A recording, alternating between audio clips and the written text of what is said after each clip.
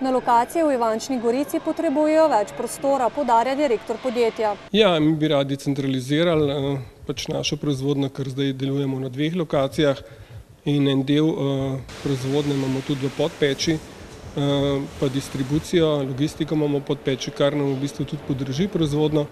In prav zaradi tega bi radi ta del preselili vse v Ivančno Gorico, medtem ko v Podpeči bi pa radi razvili del karbona, se pravi to karbonsko proizvodnjo.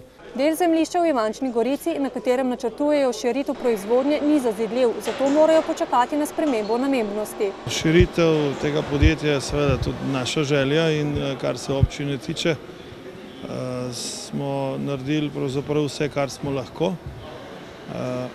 In jaz upam, da bo država sprevidela, da je ta investicija tukaj nujna, da je to podjetje tukaj ima perspektivo in da jim bodo to zemljišče spremenili namembnost v gradbeno in da se bodo pač lahko razširili. Župan upa, da bodo občinski prostorski načrt lahko sprejeli še letos, sicer pa v podjetju največji obseg dela predstavljajo izpuhi za motocikle. Medtem ko pa ta segment avtomobilistični nam pa skokovito raste, tako da upamo, da bomo v nekih 4 letih dosegli količino prodaje motociklov, tako da bomo tudi nekako v 5 letih upamo, da podvojili prodajo podjetja, ki je bila lansko leto 43 milijonov evrov, letos pa računamo, da bomo okoli 50 milijonov evrov prometa naredili.